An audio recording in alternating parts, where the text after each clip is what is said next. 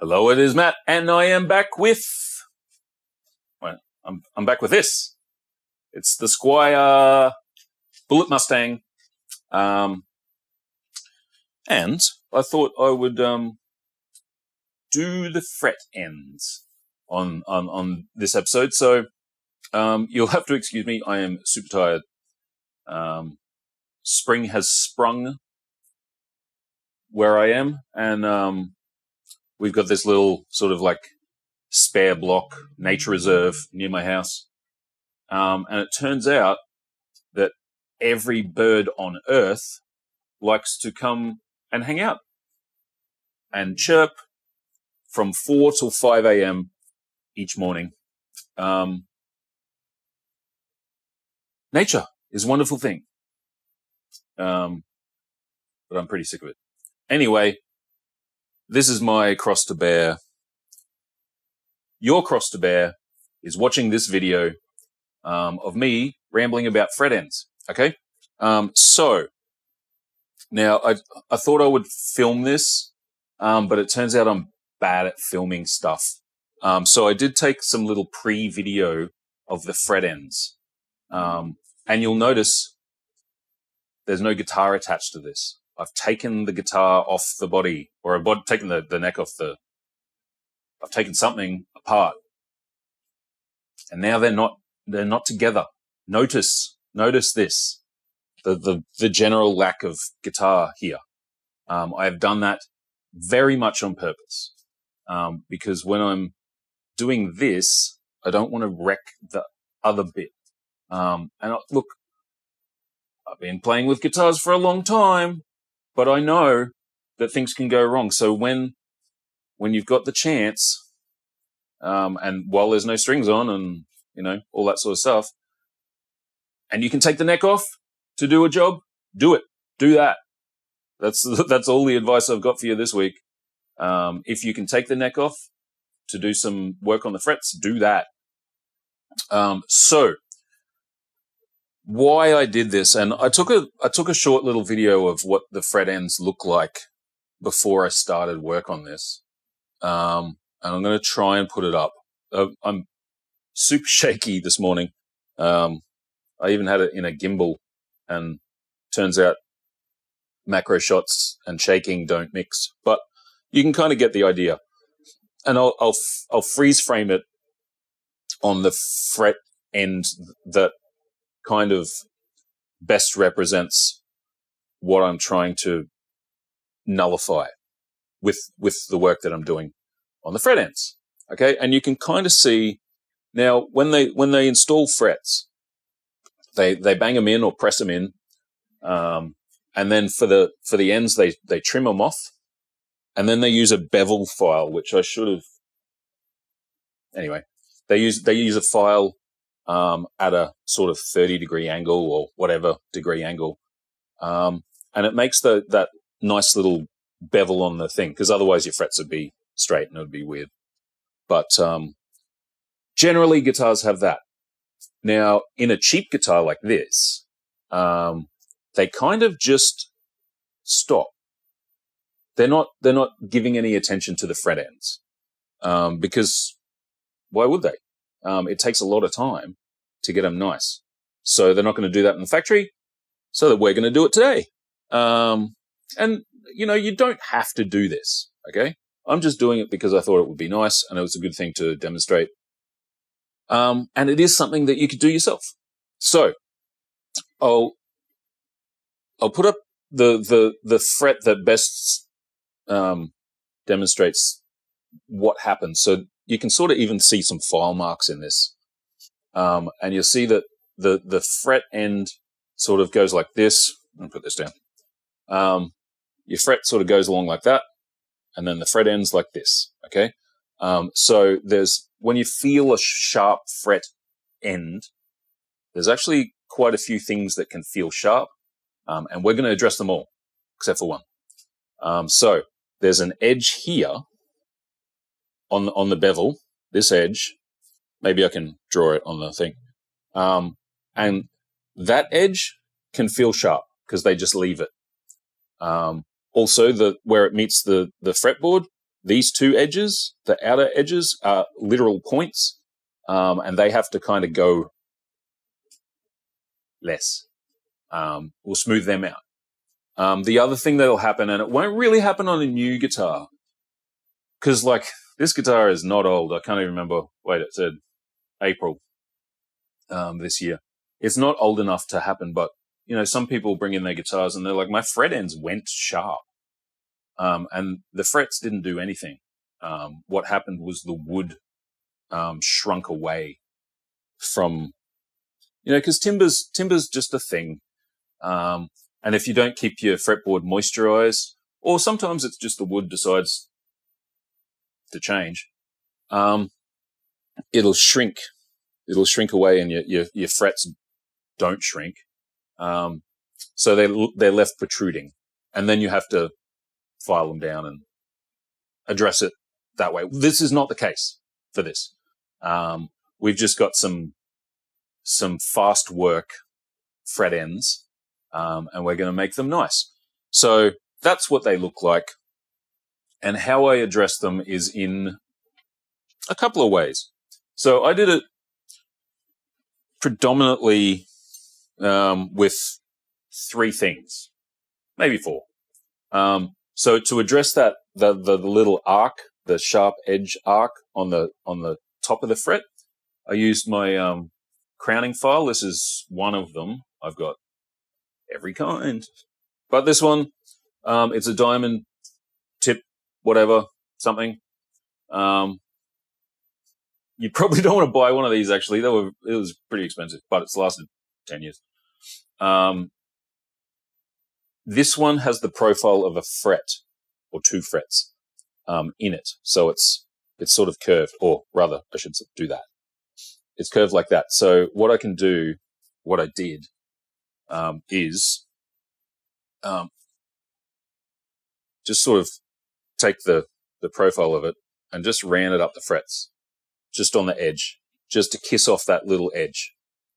And I use this because it's that way it's super uniform. Every fret kind of gets the same dose. But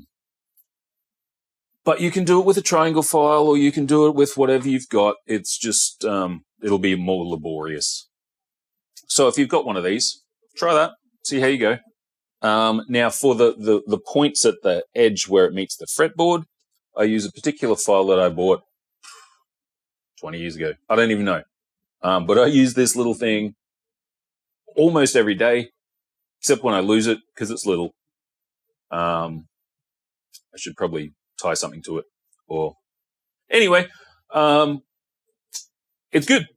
And I'll take a picture of it and put it up, because it's not that this is the be all and end all.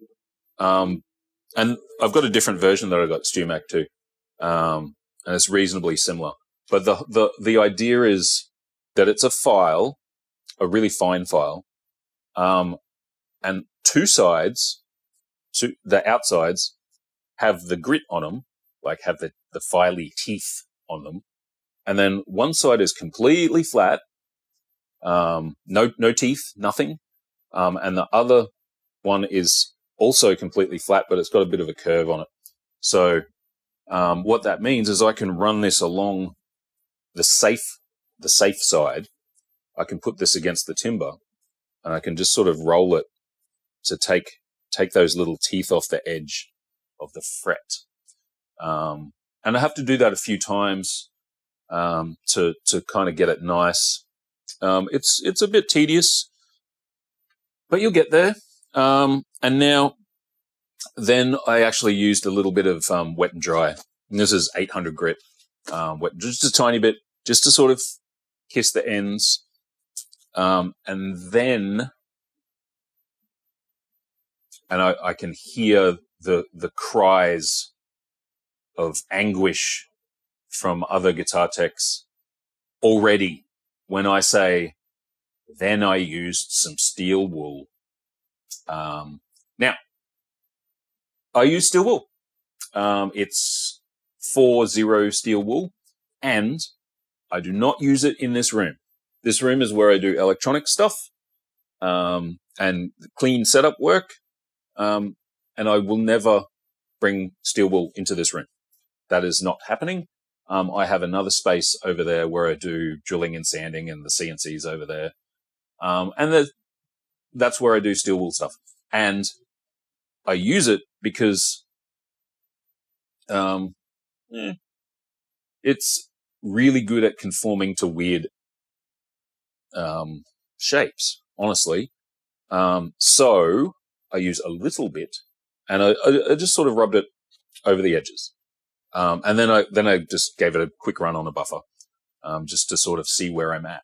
And now, and I'll put up a video of that, or where I'm at now. Okay. And this is by no means the end. Okay. They might look pretty good.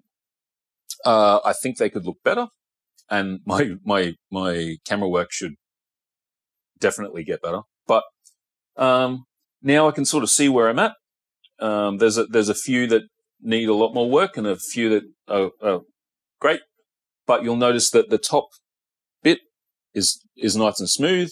The edges are kind of nullified. They're still there. They'll still have edges, but they'll be nicer feeling. And I kind of rolled the edge of the fretboard a tiny bit. Just do that super carefully. You don't want to end up with some weird scallop filling neck. Just do these things really slowly. And again, I'm saying don't rush this stuff. Do it slowly. And now, see, I spent kind of maybe 20 minutes doing these. And it's all right. I could just stick the neck back on and we'd be done. And because it feels quite good. But visually, there's a couple where I could do a bit more work on it. So I'm going to do that. Maybe later. I've got stuff to do. But that is it. And something I didn't show, tape. I use tape that I left over in the other side. Low tack masking tape. Mask off all the finish. Not all of it. You don't have to go too crazy. But when you're doing any sort of like gritty work, I don't care how careful you are. I don't care how skilled you are. I've been doing this for a long time. Look at my face. I'm old. I've been doing it a long time, but when you can avoid an error, just take a couple of minutes and take the neck off, mask off the thing. Because if I slipped with this and it was a nice glossy neck or expensive neck, what am I going to do then?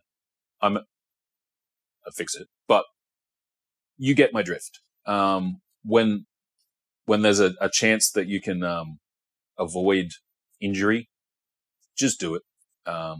Save yourself some heartache, because it's only tape.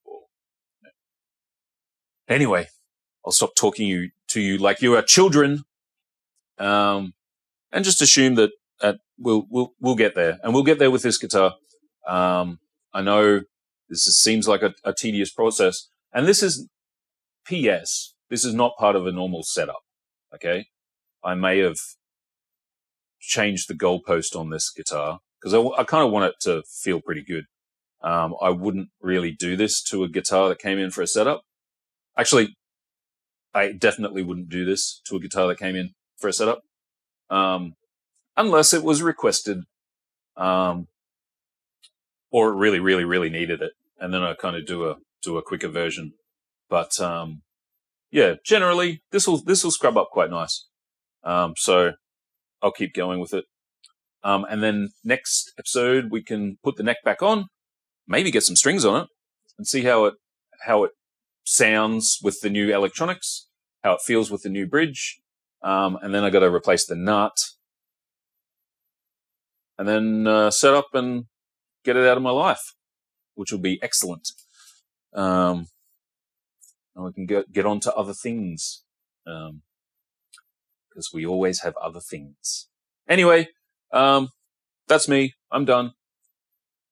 See you sometime in the future on the internet. like this. All right, we're done. See ya.